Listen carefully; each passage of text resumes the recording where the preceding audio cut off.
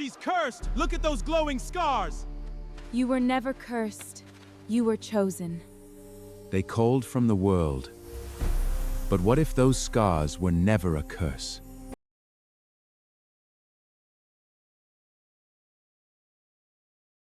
The morning sun painted Kuru village in shades of amber and gold, but Laila watched it all from behind her window's wooden lattice. She had learned long ago that daylight was not her friend. Daylight revealed everything. Daylight turned whispers into accusations and glances into weapons. Her small room sat at the edge of the compound, separated from the main houses where her Uncle Moose's family lived. It was not officially a punishment, but everyone understood the arrangement. Beautiful things belonged in the center. Broken things stayed at the margins. Laila touched the silver marks that spiraled across her left cheek, down her neck, and spread like moonlight across her arms. The scars caught the morning light and shimmered with an otherworldly gleam. Her Aunt Zara called them ugly. The village children called them cursed. Laila had stopped calling them anything at all. She was 25 now, old enough to remember the fire that supposedly caused these marks. Except her memories of that night felt wrong, like a story someone else had told her so many times she had confused it with the truth. She remembered heat, yes, but also coolness. She remembered screaming, but also singing. She remembered her mother's face, beautiful Halima, looking down at her with tears that sparkled like stars. That was 16 years ago, before her mother died of fever, before her father Kadir disappeared into his grief and drank himself into an early grave. Before she became the orphan niece who lived in the back room and came out only when necessary. Today was necessary. The new moon festival preparations had begun. Laila wrapped her headscarf carefully around her face, leaving only her eyes visible. She pulled on long sleeves despite the heat. Then she stepped out into the compound where her cousins Amina and Sophia were already sorting through bolts of fabric, their laughter bright as bells. Amina saw her first. Her smile dimmed like a candle meeting wind. Sophia, the younger one, is still beautiful even when she frowns. She turned away with practiced disinterest, as though Laila were furniture. Their mother, Aunt Zara, emerged from the main house carrying a basket of dried flowers. She was a handsome woman who had turned the skill of arranging marriages into an art form. Her daughters would marry well. That was certain. She looked at Laila with the expression she always wore, pity mixed with mild disgust, like finding a wounded animal you didn't want to touch. "You can help with the cooking," Zara said, not unkindly. "The preparation tent needs more hands. Just keep your face covered. We cannot have the festival guests uncomfortable." Laila nodded. She had expected nothing else. The new moon festival came once every year, timed to the darkest night when the moon hid her face completely. It was the night when the 3 princes from the royal city came to find wives. The night when every unmarried girl in Kuru village transformed into a performer, a peacock, a prize. Beauty was the only currency that mattered. Beauty opened doors. Beauty brought wealth and status and security. And Laila had none of it. The village square transformed over the following days into something magical. Lanterns hung from every tree branch, their colored glass casting rainbow shadows. Musicians practiced on the raised platform while dancers rehearsed their movements. The air smelled of roasted meat, fried pastries, and fresh flowers. Laila worked in the cooking tent from dawn until dusk, her hands deep in dough and spices. She listened to the other women talk about the princes as though they were prizes to be won rather than people. Prince Hassan was tall and serious, they said. Prince Farouk was charming and loved to laugh. Prince Yusuf was the youngest and most handsome, with eyes that could make a girl forget her own name. The older women debated which girl would catch which prince. The names that came up most often were Amina, Sophia, and Aisha, the merchant's daughter whose beauty was legendary throughout the northern territories. No one mentioned Laila. She might as well have been invisible. On the 3rd day of preparation, something strange happened. Laila was carrying water from the well when she felt it, a coldness in the air that had nothing to do with weather. The sensation ran down her spine like ice water. She stopped walking, the bucket heavy in her hands, and looked up at the afternoon sky. For just a moment, she could have sworn she saw the faint outline of the moon, even though it was broad daylight. Even though the moon should have been invisible at this hour. And even stranger, the silver scars on her arms began to tingle. She rubbed her forearms, trying to dispel the sensation. It must be her imagination. The heat playing tricks. the anxiety about the festival making her see things that weren't there. But that night, alone in her room, the tingling came back stronger. Laila lit her oil lamp and held her arms up to the light. The silver marks seemed to glow faintly, pulsing with a rhythm that matched her heartbeat. She traced the patterns with her finger. She had done this countless times before, trying to find meaning in the chaos of scars. The marks swirled and curved across her skin in ways that seemed almost deliberate, almost like writing in a language she couldn't read. Sleep came hard that night, filled with dreams of silver light and a woman's voice singing in a language that felt both foreign and familiar. The day of the new moon festival arrived with unusual heat. The sky was cloudless, the air thick and still. By evening, the entire village gathered in the square, dressed in their finest clothes. Laila helped serve food from the preparation tent, staying in the shadows where she belonged. She watched Amina and Sophia dance with the other girls, their beauty impossible to deny. They moved like water, like wind, like everything that was fluid and free. The princes arrived at sunset, carried in an ornate palanquin decorated with gold and precious stones. They emerged one by one, and Laila had to admit the rumors were true. They were handsome in the way that royal blood often produced, tall, well-fed, confident. The festival began with music and dancing. The unmarried girls performed in carefully choreographed groups, each trying to outshine the others. The princes watched from their elevated seats, their expressions politely interested but distant. Laila noticed something odd. Prince Yusuf, the youngest, kept glancing at the sky with a troubled expression. He whispered something to his brothers, who looked up as well. Their faces showed confusion. Laila followed their gaze. The sky was completely dark. Not a single star shone. And where the hidden new moon should have been, there was nothing. Not darkness, but an absence that felt deliberate.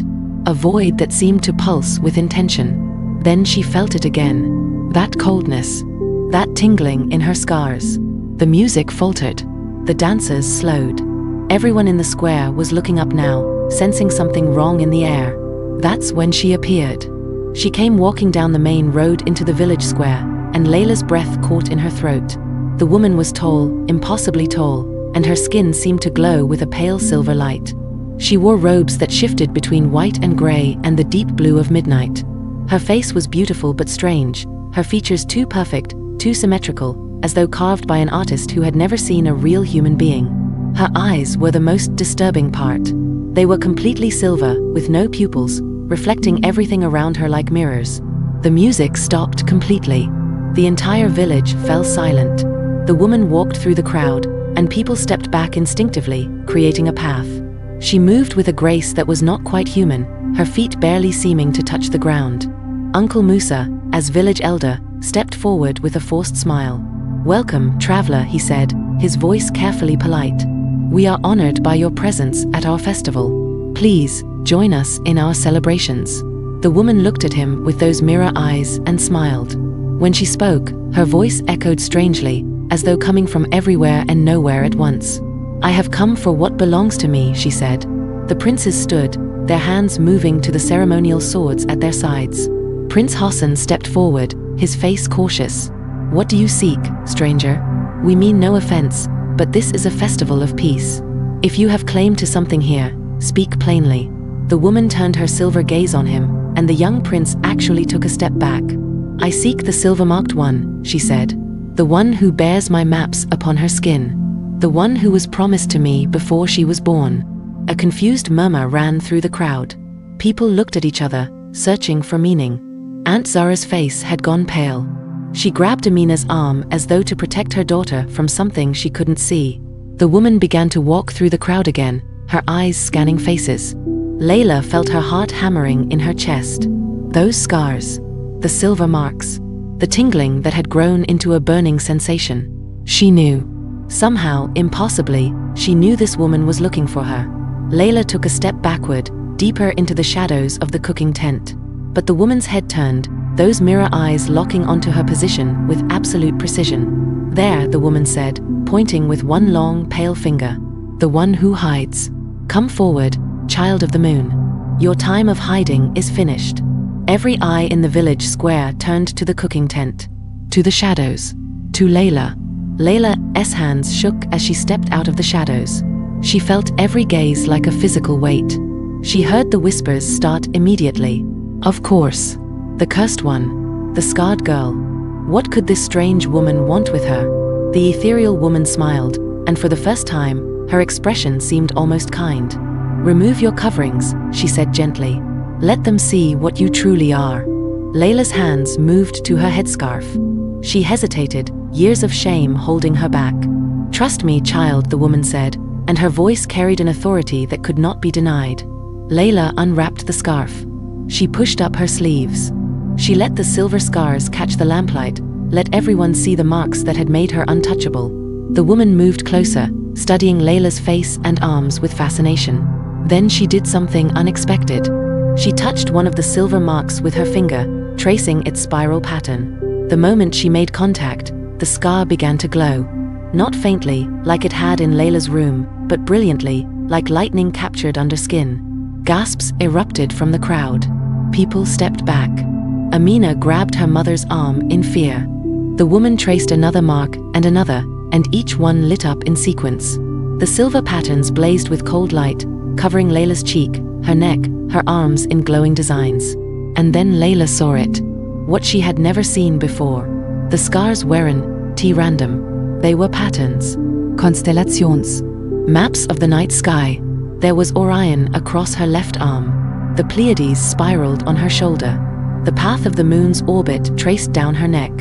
Her face bore the crown of stars that marked the celestial equator. You see now? The woman asked, speaking to the crowd but watching Layla. These are not burns. These are not scars.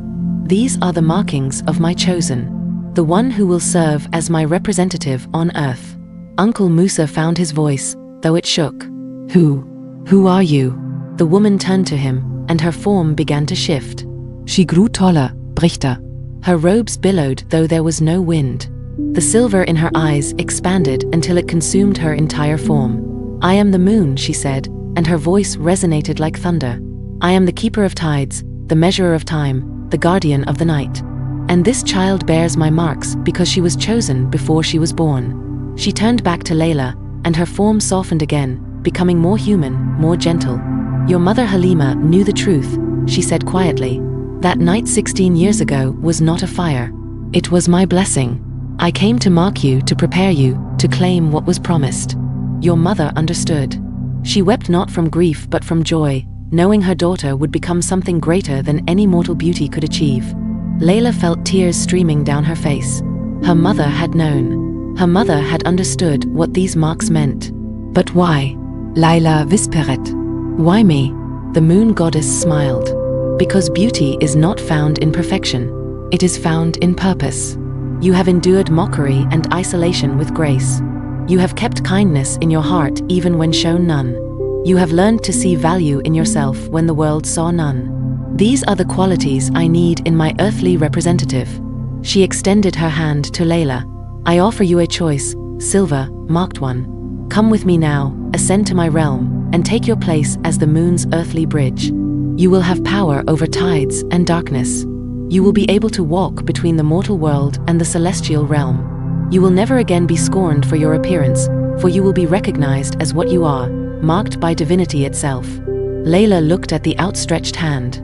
Then she looked at the crowd, at Uncle Musa's shocked face, at Aunt Zara's horror, at Amina and Safia, the beautiful cousins who had never spoken a kind word to her.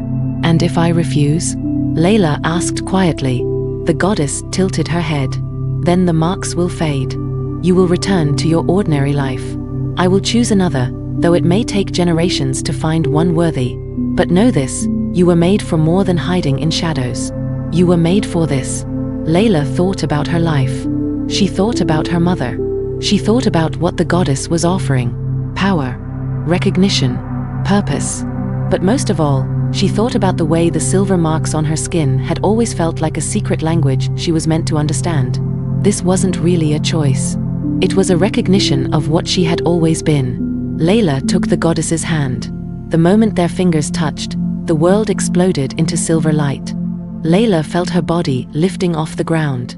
The glowing marks on her skin blazed brighter, spreading across her body until she was covered entirely in celestial maps. Her simple clothes transformed into robes that shimmered like moonlight on water. Her hair began to float as though underwater, each strand catching the light. She felt power flowing into her. Not violent power, but the deep, ancient power of tides and cycles and the slow turning of the heavens. She felt connected to every ocean, every river, every drop of water on earth. She felt the pull of the moon in her bones, understood its phases as intimately as her own heartbeat. The crowd below was screaming now, falling to their knees. Even the princes had dropped to the ground in reverence or fear. The goddess released Laila's hand, and Laila remained floating, her feet 5 feet above the village square. Behold, the goddess proclaimed, her voice carrying across the entire village and beyond, the moon's chosen, the silver market one. She who will walk between worlds, who will command the tides, who will be my voice and my hands in the mortal realm. Laila looked down at herself and she looked at the crowd. She felt no anger toward them, no desire for revenge. Only a strange, distant pity for people who had measured worth in something as fleeting as a pretty face. The goddess spoke again, addressing the village. You have mocked and scorned what you did not understand. You have valued surfaces over substance, beauty over character. Let this be your lesson. The divine does not choose as mortals choose. We see deeper. We see truth. She turned to the princes, who were still kneeling, their eyes wide with awe. You came seeking wives based on beauty alone. But true value is found in the soul, not the skin. Remember this when you return to your kingdom. Remember what you witnessed here. Prince Yusuf, the youngest, found his voice. Forgive us, Divine One. We did not know. We could not see. The goddess's expression softened slightly. None of you could see. But now you have seen. Let it change you.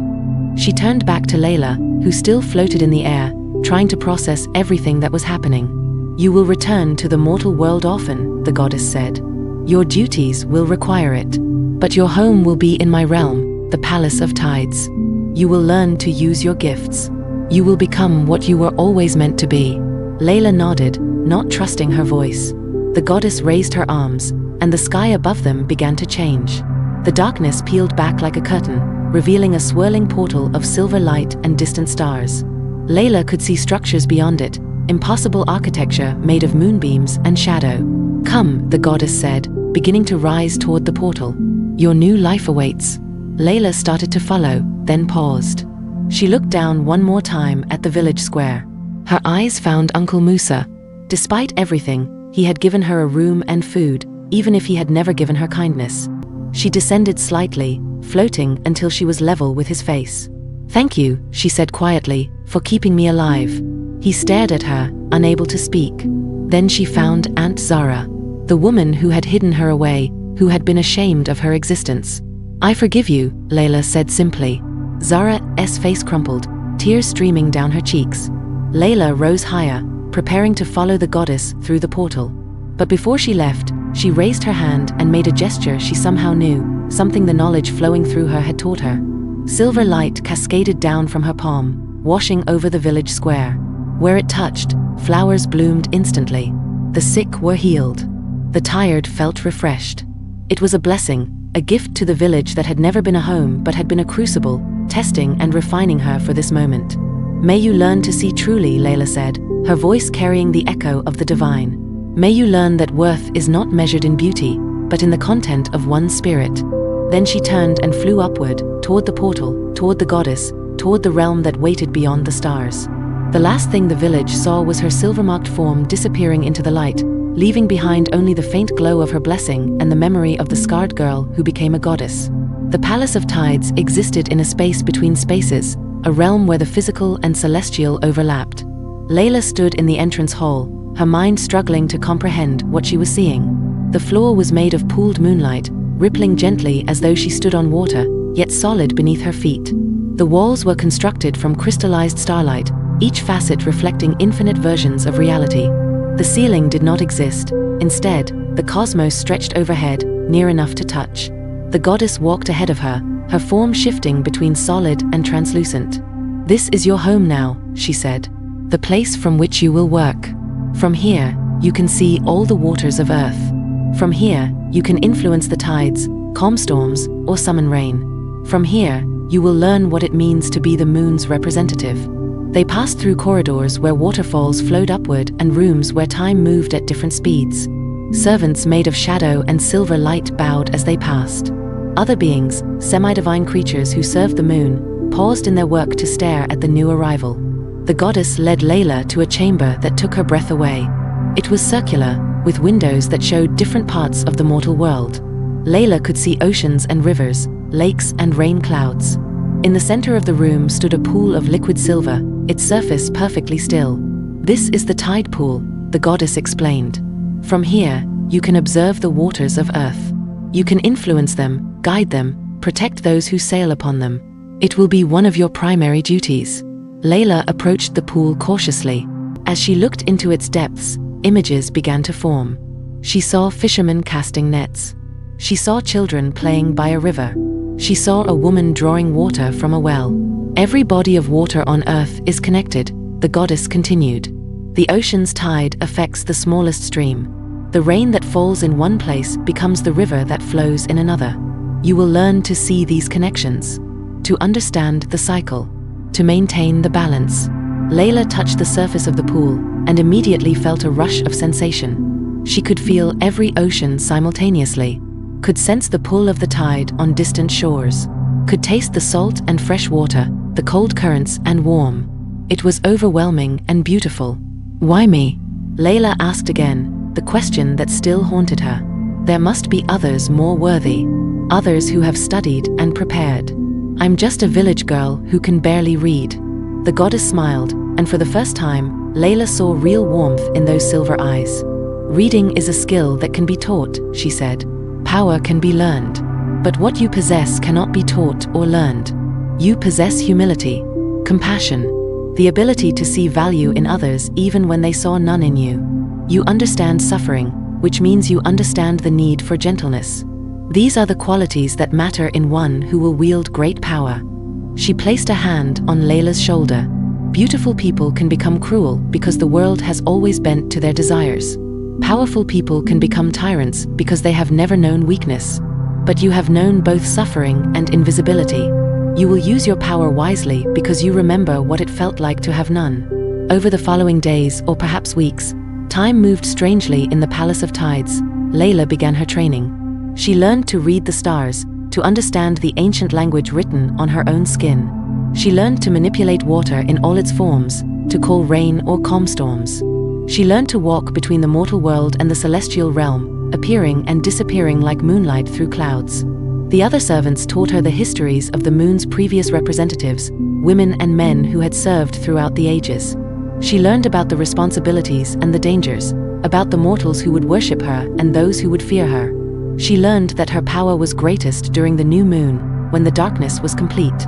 She learned that she could heal with water, bless with rain, protect sailors on stormy seas. But most importantly, she learned that she was no longer the helpless girl who hid in the shadows. 3 full cycles of the moon passed before Laila returned to the mortal world. She descended on a quiet night, landing silently in the village square of Kuru. Everything looked the same yet different, as though she were seeing it for the first time with new eyes. The village was asleep. Laila walked through the empty streets, her feet making no sound. The silver marks on her skin glowed softly, enough to light her path but not enough to wake anyone. She found herself standing outside her uncle's compound. The small room at the edge, where she had spent so many years hiding. The door was closed. The room was empty. She walked to the main house and looked through the window. Uncle Musa slept on his mat, his face lined with age and worry. Aunt Zara beside him, one hand resting on his chest. Laila felt no anger toward them, only a distant sadness for people who had never understood what they had lost by seeing only surfaces. She moved on, walking through the village to the house where Aisha, the merchant's daughter, lived. The girl whose beauty had been legendary. Aisha was awake, sitting by her window, looking out at the night sky. When she saw Laila, she gasped but did not scream. Laila approached the window. Up close, she could see that Aisha had been crying. Her legendary beauty was still there, but it looked hollow somehow, like a beautiful vase that was empty inside. "You came back," Aisha whispered. Laila nodded. "I'm sorry," Aisha said suddenly, tears streaming down her face. "I never spoke to you. I never defended you. I was so proud of my beauty, and now I see how meaningless it all was. You were marked by the divine, and I treated you like you were nothing." Laila reached through the window and touched Aisha's face gently. Where her fingers made contact, a soft glow spread across Aisha's skin. Beauty is not meaningless, Laila said softly, but it is not everything. You can still choose to be more than a pretty face. You can choose kindness. You can choose to see beyond surfaces. The glow faded, but Aisha's tears had stopped. She looked at Laila with something like wonder. "Can you forgive me?" she asked. "I already have," Laila said. "Forgiveness is easy when you understand that we are all learning. We all make mistakes. The question is whether we grow from them." She stepped back from the window. "Live well, Aisha. Use your beauty for good. Help others. See the worth in people that the world overlooks. That is how you honor what happened here." Laila continued through the village, stopping at various houses. She blessed the wells with clean water. She touched the sick and eased their pain. She left small gifts of silver light, markers of her presence and her forgiveness. At dawn, she stood in the village square where the new moon festival had been held, where the goddess had revealed her truth, where her old life had ended and her new one had begun. The first villagers to wake found her there, glowing softly in the morning light. Word spread quickly, and soon the entire village had gathered, keeping a respectful distance. Uncle Musa pushed his way to the front of the crowd. He knelt, his old bones creaking. "Forgive us," he said, his voice breaking. "We did not see. We did not understand."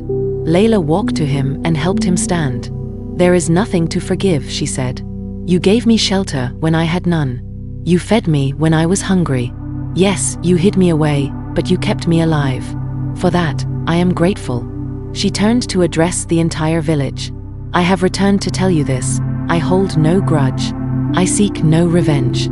What happened to me was necessary, a preparation for what I was meant to become. Your cruelty was a forge that strengthened me." The light soaked into the villagers, and Laila could see the change in their eyes. Understanding dawned. Shame colored some faces.